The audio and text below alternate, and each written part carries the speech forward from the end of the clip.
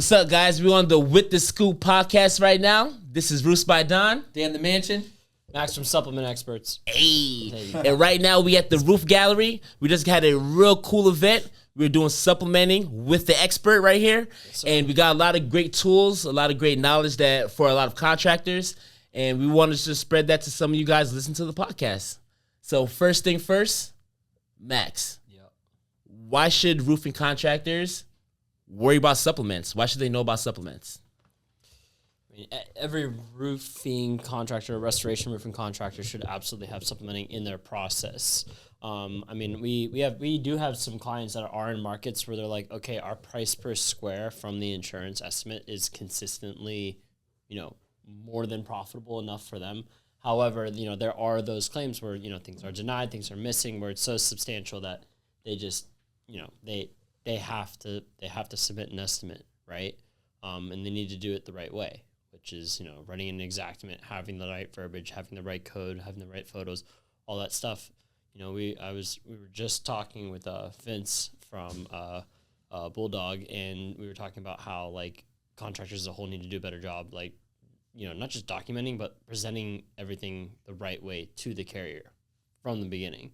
So working with someone like us, or just even like putting, more effort into their supplementing team to do exactly that it's essential. Okay. And just to make it a little more simpler for people as well, what is a supplement?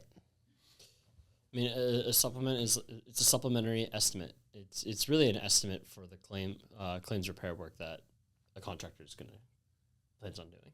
So yeah. So like, okay, so how's it going to benefit a contractor or homeowner? So like, for instance, we supplement in Georgia. We're in the state of Georgia. Drip Edge is a new Georgia code. So sometimes the insurance company will give one price, but then we send it to you, and then you supplement it, and then you add Drip Edge or things like that. Yeah, so exactly. I mean, you're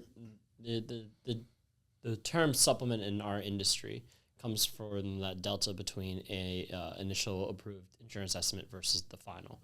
That delta is called the supplement. So the supplement process, though, right, is documenting things, creating an estimate, submitting it to the carrier, communicating with the carrier to get these items approved for the supplement, right? Gotcha. So, Yep. Yeah. Okay. And just in general, like, I guess as far as I'm trying to think of questions that regular contractors, would ask. With us, we use Max's supplement experts, so we've been using it for over a year. With just over 200 contracts, he's been able to get us $1 million in profit.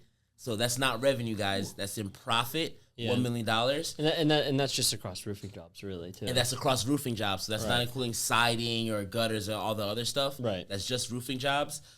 So, people who are not supplementing, they're literally leaving a potential $1 million or more on the table, and at the end of the day, if that's, something that could be profitable, that's more profit for the job. That's something I feel like everyone should be doing.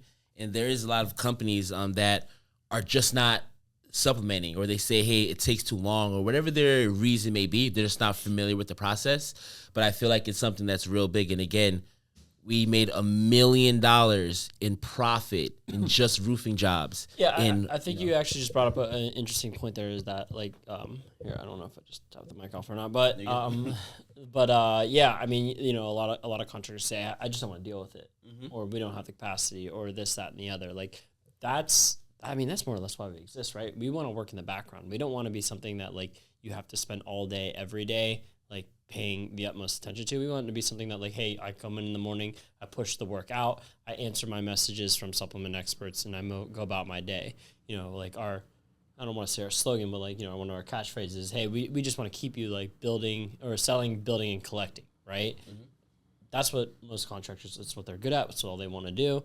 Like, so on and so forth. Stick to what they're good at. Exactly. So, like you said, like a lot of other guys are like, hey, I just don't want to deal with the back and forth. Great. I get it. Like, yeah. That's why they have you. So hire us. Literally. Yeah, exactly. Okay. I guess one of the biggest things that I see with contractors that I guess what I'm asking you is what's one thing that contractors go through with insurance claims that's kind of like the worst thing that they feel like it is, but with you, being supplement experts can kind of change that around?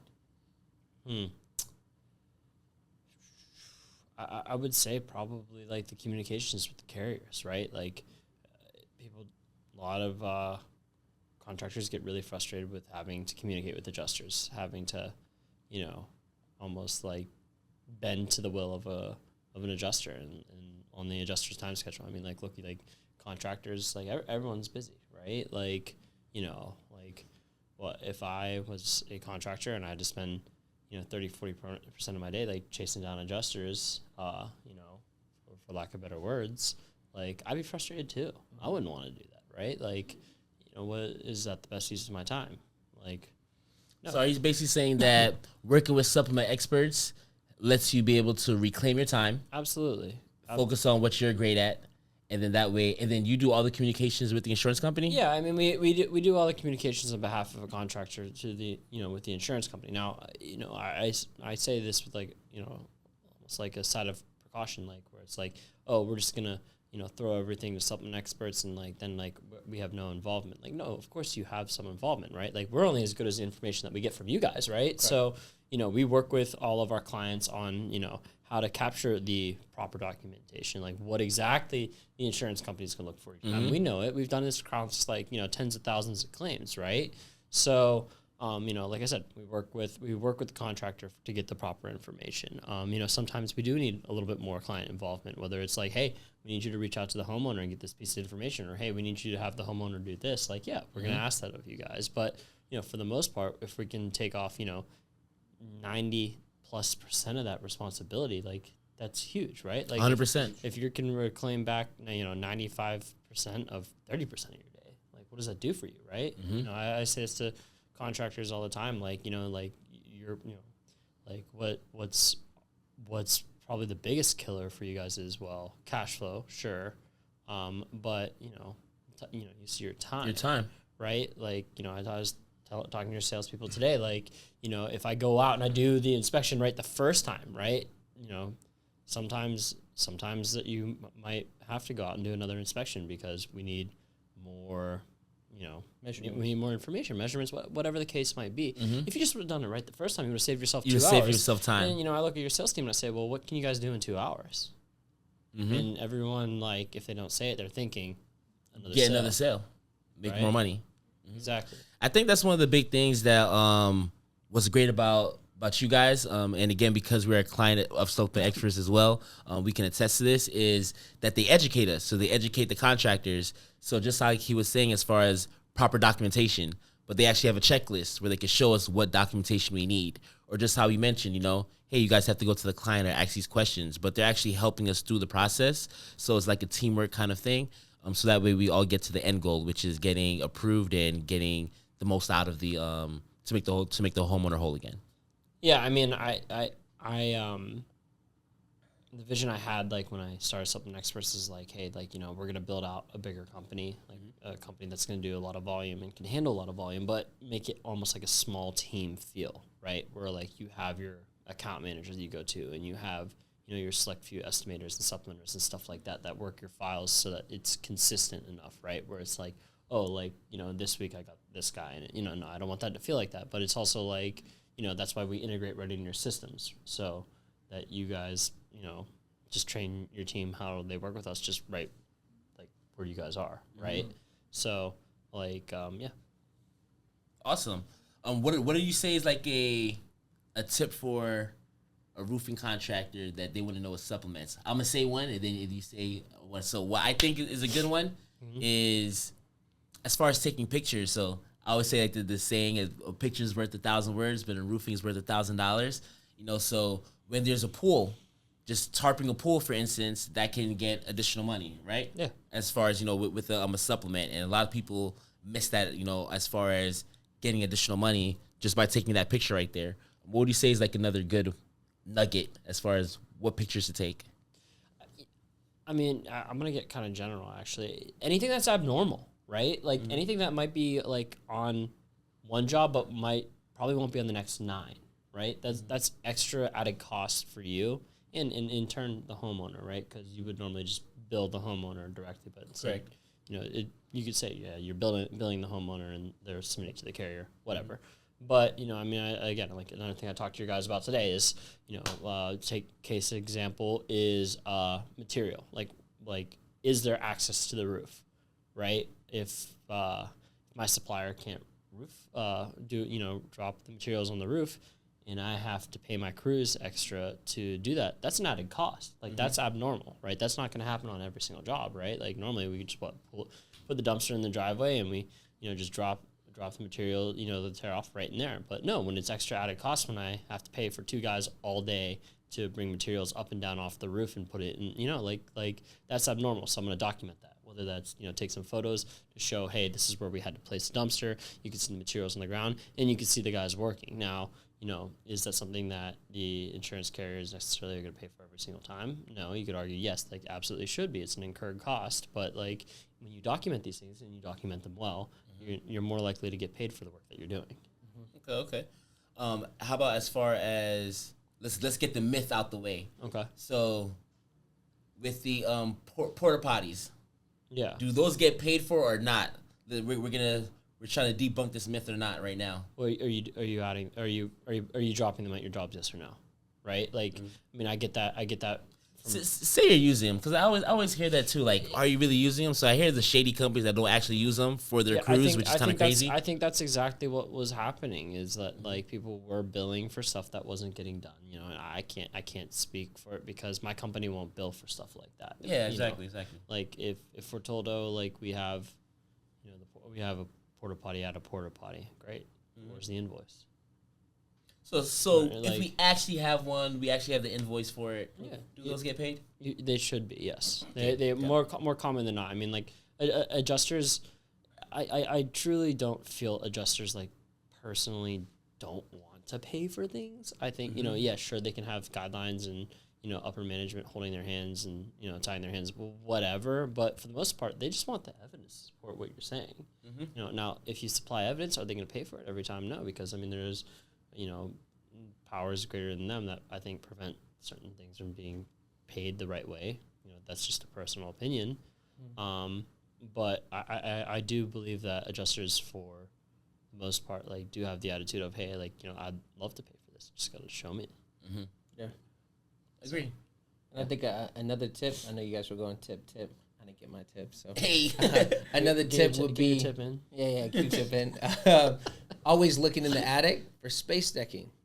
Because not only is space decking important because it needs to be a pliable and nailable surface, but if you get it on the first check versus the depreciation, it's just going to help the contractor out. It's going to help the sales rep out. Absolutely. Doing it right the first time. Doing it right, I mean, you're saving yourself time, right? So much time. So much time. 96 pieces of plywood, Home Depot run. The day of the build. Woo! You want to do right, that. like going back and forth with the carrier. Now you're just like hoping and praying that like there's coverage for it, right? Oh, Yeah, because exactly. you don't know. But get in the attic. You see space decking. Like sucks. Get in that attic, measure it. Take pictures of the measuring tape. And what is it like 1/4 gap? That needs to be 1/4 of an inch. I think something like that or bigger. It depends.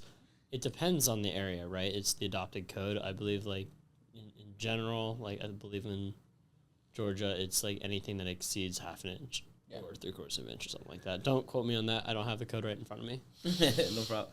So I do have a question. As far as, because we are now in 2024, we have a lot of things like AI and things like that. How does technology play in the supplemental process? I mean, it's all about how you use that to leverage yourself, right? Like if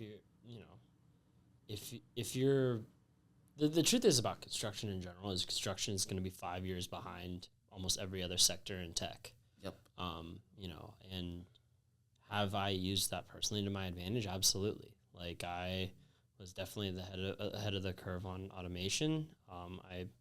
That's a super integral part of my business, and the sexy word right now is AI, right? People are using it for everything. I mean, I'm seeing people marketing things as, oh, this is an AI. That's not an AI. It's just a machine. Like there is a difference, and like you can call it an AI, and there's no ramifications of it, and I get it, and we all need to make things, marketable, more attractive. Great. Yep. But there are products coming out right now that they're claiming are AIs. Are they AIs? Maybe. But do I believe the industry is going to shift in that direction? Absolutely. I mean, you could apply ChatGPT to this industry. I mean, we do that. Like, we did that today here. But like, we do it. Yeah, we do it in a different way, right? But like a true claims AI, I've yet to see it like a true AI, but I'm gonna make a really strong assumption that it's in the in the works. Gotcha. Right? Mm-hmm. So, but do I think that that's going to eliminate supplementing? Not necessarily. I think that there's going to always need to be a human element of it. Things are going to get missed. And things are going to need to be accounted for. So whether it's, an AI, like fixing the mistakes of another AI, or, if that's where it's going to go, like I wouldn't be surprised. So, yeah. Juice. So being that you're based out of Denver, Colorado, right? Yeah. Okay, so they had a lot of hail this year, huh? Good amount of hail this year, a lot last year. A lot last year. I remember like right before that they had like nothing. It was like a dry spell for a second. Yeah, it was a weird dry spell for 4 or 5 years.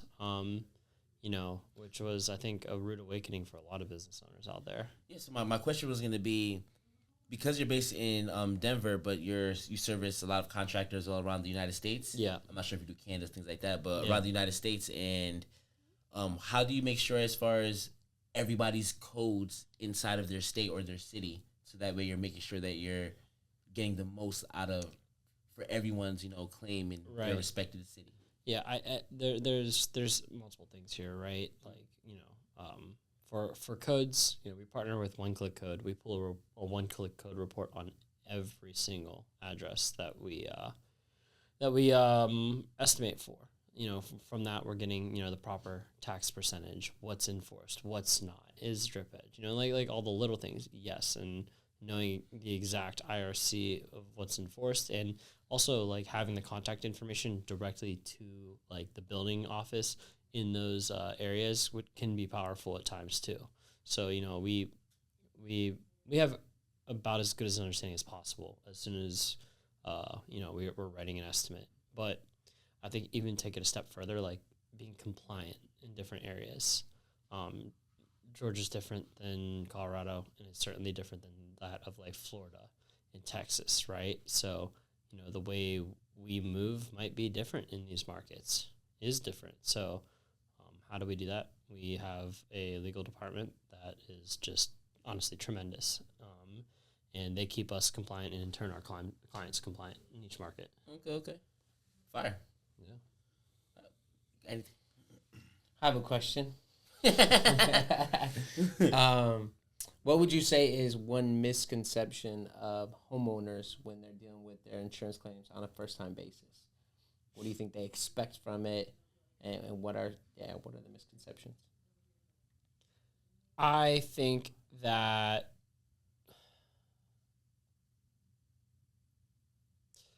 there's an over expectation of how smooth the process is going to go every single time. And I'm not just talking about like the claims experience. I'm talking about like the construction experience. I think that, I think the common mistake I see is salespeople over promising. Hey, I'm going to get this approved for you. It's going to be great. We're going to put a brand new roof on your house, and it's going to be great. And, rainbows and butterflies, and you're going to love us, and you're going to like, kiss my feet. And it's just like, no, like that's not the reality. The reality is like, hey, I'm seeing damages. I'm, doing my best to document them, and, I'm gonna be, meet your insurance adjuster out at the job and, present my case. And, truthfully, like I'm hopeful that they agree with what I'm saying, so that we can do right by you and make you whole again. And then when it comes to the construction process, like it's gonna suck. Like, I'm sorry. Like, what are we doing here? We're ripping the most important shield of your house off, like forcefully ripping it off. Debris is going to go everywhere.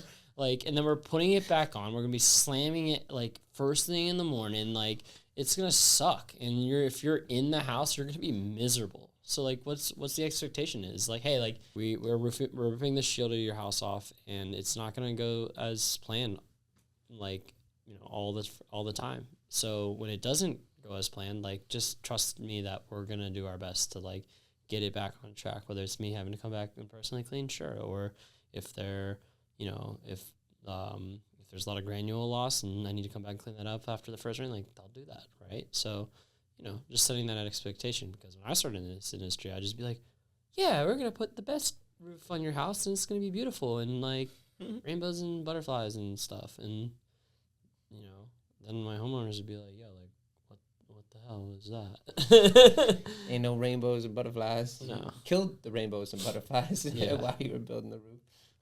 All right, so we're with supplement experts right now. We doing some $1 million talk. So if you want to get an extra $1 million in your business, we're going to show you how right this second.